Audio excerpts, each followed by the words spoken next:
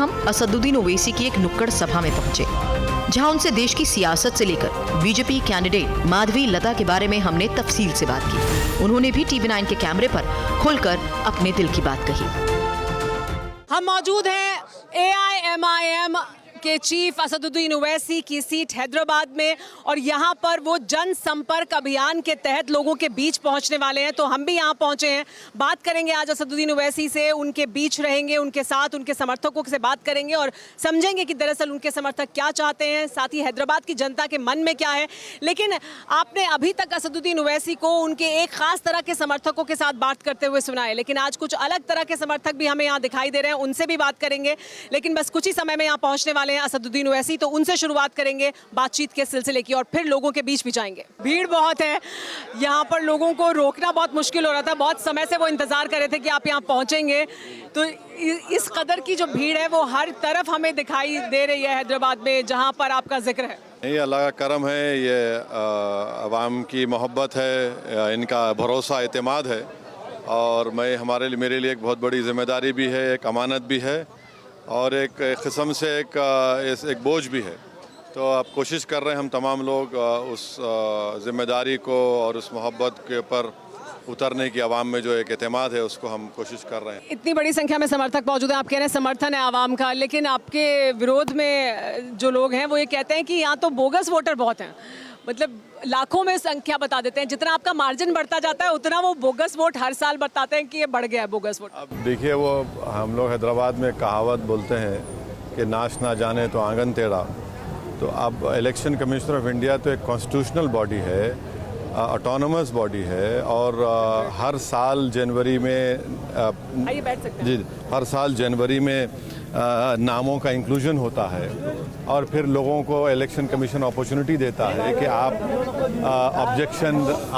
Objection दाखिल करिए। फरवरी में वोटर लिस्ट आ जाती है। अब उसके बाद ये बकवास करना, तो इसमें एक सिंक्रोनाइजेशन है। एक नेता नहीं बल्कि अहमक किस्म के आदमी हैं जो मुख्तलिफ पार्टियों से घाट घाट का पानी पी कर आए, वो हमेशा बोलते रहते हैं। तो उन्हीं को इन लोगों ने दे दिया, अब वही तोते की तरह रटे जा रहे हैं। जो इलेक्शन कमीशन 4 महीने पहले चुनाव हुआ, 4 महीने पहले। अब बताइए, इस तरह की वाहियात बात करें, 6.5 लाख किसको बोलते हैं? हैदराबाद में कहा जाता है कि ये किला है, ओवैसी साहब का किला है, आपके परिवार के पास ये सीट बहुत ज़माने से रही है। इतना आपका जलवा हैदराबाद में देखने को मिलता है और कहा जाता है कि ये गढ़ है ओवैसी साहब का, तो यहाँ से बाहर तेलंगाना की बाकी और सीटों पर भी क्यों उतने ही दमखम के साथ चुनावी मैदान में नहीं उतरते हैं, या इस बार ऐसा इरादा है? 17 में से कितनी सीटों पर AIMIM उस तरह की ताल ठोकेगी जैसे हैदराबाद में ठोकती है? तेलंगाना की हद तक तो हमने फैसला ले लिया है कि हम हैदराबाद की पार्लियामेंट की सीट ही लड़ेंगे, 17 में पार्लियामेंट की सीटों में से। और माबाकी पार्लियामेंट की सीट्स में हमारी पार्टी ने फैसला लिया कि हम आवाम से अपील करेंगे, जनता से, कि वो बीजेपी को शिकस्त दें। हमारा तेलंगाना में किसी से अलायंस है ही भी नहीं। अब देखते हैं क्या होता है। हाँ, तमिलनाडु में AIADMK से हमारा अलायंस हुआ है। यूपी में हमारी बहन पल्लवी पटेल साहिबा के साथ हमने मिलकर एक PDM बनाया है, और महाराष्ट्र में शायद इम्तियाज़ जलील साहब कोशिश कर रहे हैं। तो ये हमारी इस पार्लियामेंट इलेक्शन की मोटा मोटा ये, और राजस्थान में हमारे यूनिट से हमारी पार्टी के ज़िम्मेदारों से जमील खान से बात हुई है, तो उन लोगों का कहना था कि हम अलवर की सीट पर वहाँ पर एक कैंडिडेट है, उसको सपोर्ट करेंगे। मतलब देखिए, बात करिए, देखते हैं क्या होता है। और फिर एक और BPA पार्टी है, तो उनसे बातचीत चल रही है, तो पता चलेगा। वैसे साहब ये समझाएं आप, उत्तर प्रदेश पर फोकस है आपका, बिहार की अहम सीटों पर आपका फोकस है, महाराष्ट्र में भी है, तो तेलंगाना में हैदराबाद के आगे क्यों नहीं है? यहाँ पे भी कई ऐसी सीट हैं जहाँ पर उत्तर प्रदेश के साथ या बिहार के साथ अब तेलंगाना जैसे प्रदेश को कंपेयर करना गलत है। यहाँ पर 17 लोकसभा की सीटें हैं, बिहार में 40 हैं, उत्तर प्रदेश में 80 हैं, महाराष्ट्र में 48 हैं। तो उस लिहाज से अगर आप देखेंगे तो हम लोग अपना काम कर रहे हैं। और महाराष्ट्र में क्या है कि अभी 6 महीने में विधानसभा के चुनाव होने जा रहे हैं, तो हमको उसको सामने रखकर भी फैसला लेना पड़ेगा।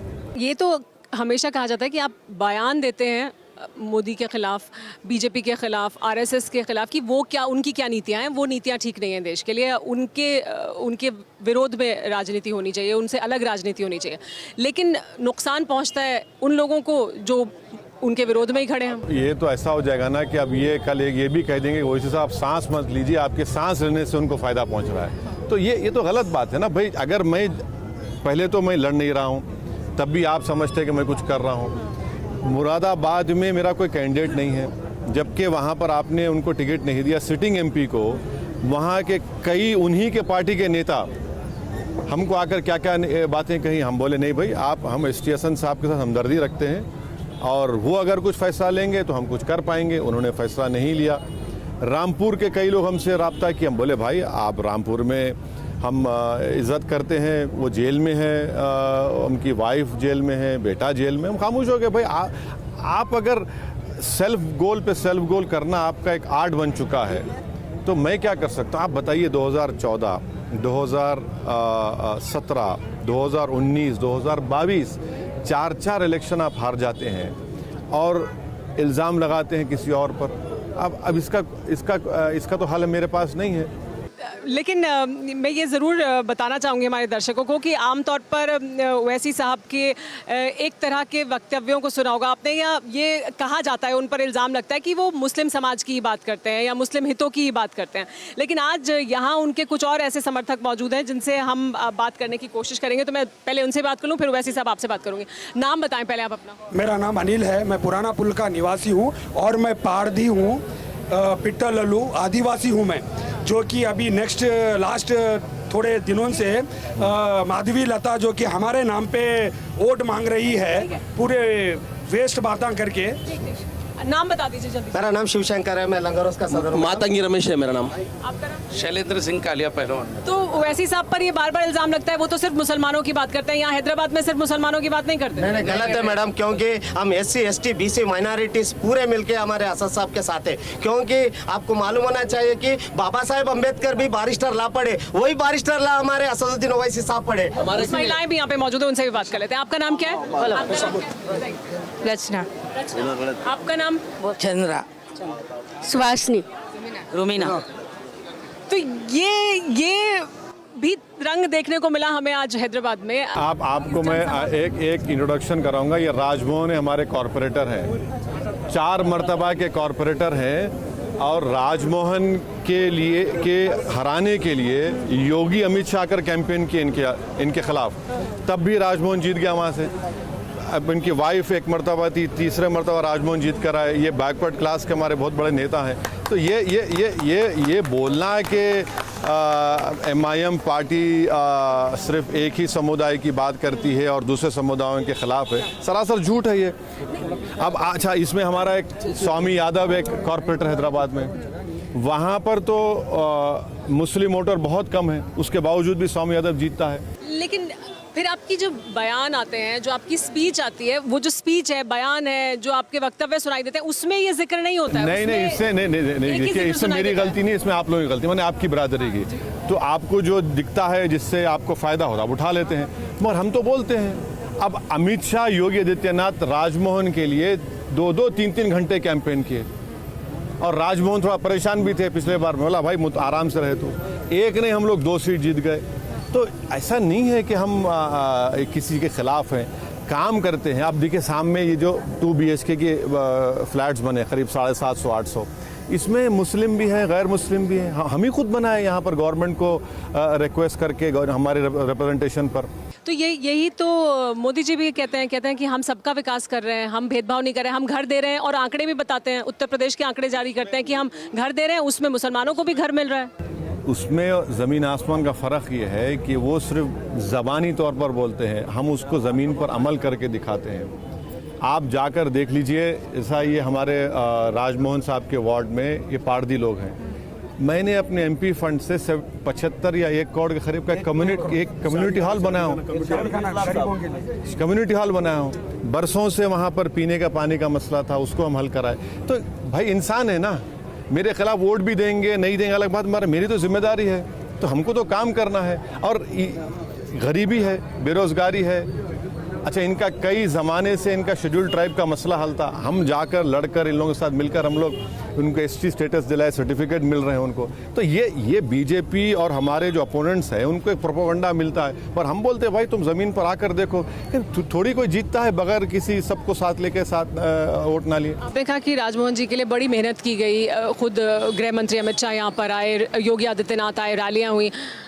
अब की बार ये भी सवाल उठाया जा रहा है बार बार कि इस बार क्या असदुद्दीन ओवैसी को भी ये कोशिश है कि वो हैदराबाद में ही रहे और बाकी जगह चुनाव प्रचार करने के लिए ना जा पाए, यहाँ पर आपको भी एक मजबूत कैंडिडेट के जरिए टक्कर देने की कोशिश है, तो क्या वो चुनौती मिल रही है? देखिए, मैं तो वो इलेक्शन भी देख चुका हूँ। मेरे फादर का 1984 का पहला इलेक्शन लोग नहीं जानते, सिर्फ 5000 वोट से जीते थे हमारे वालिद मरहूम, हमारे कायद लीडर हमारे।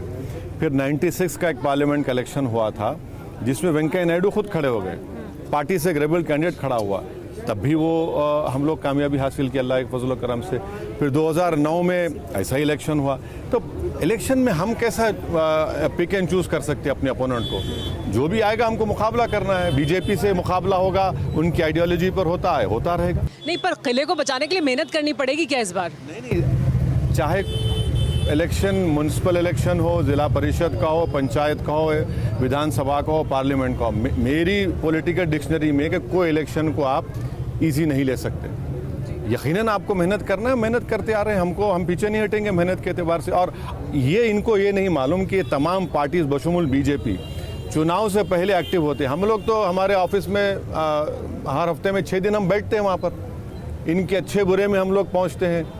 तो ये दूसरे पार्टीज इलेक्शन के लिए एक्टिव होते हैं। तो बीजेपी भी ये कहती है कि हम तो 24 घंटे उसी मोड में रहते हैं, हम पॉलिटिक्स करते हैं। हैदराबाद के हद तक हम जानते हैं बीजेपी में क्या होता है। बीजेपी चुनाव से पहले एक्टिव होती है, मगर उसके बाद बीजेपी और दूसरे पार्टीज हेलो बाय बाय भूल जाते हैं जनता। हम तो इनके साथ रहते हैं, इनके अच्छे बुरे में। ये सिर्फ हैदराबाद के लिए है या बाकी देश में भी ऐसा है? औरंगाबाद में भी ऐसा सिस्टम चल रहा है।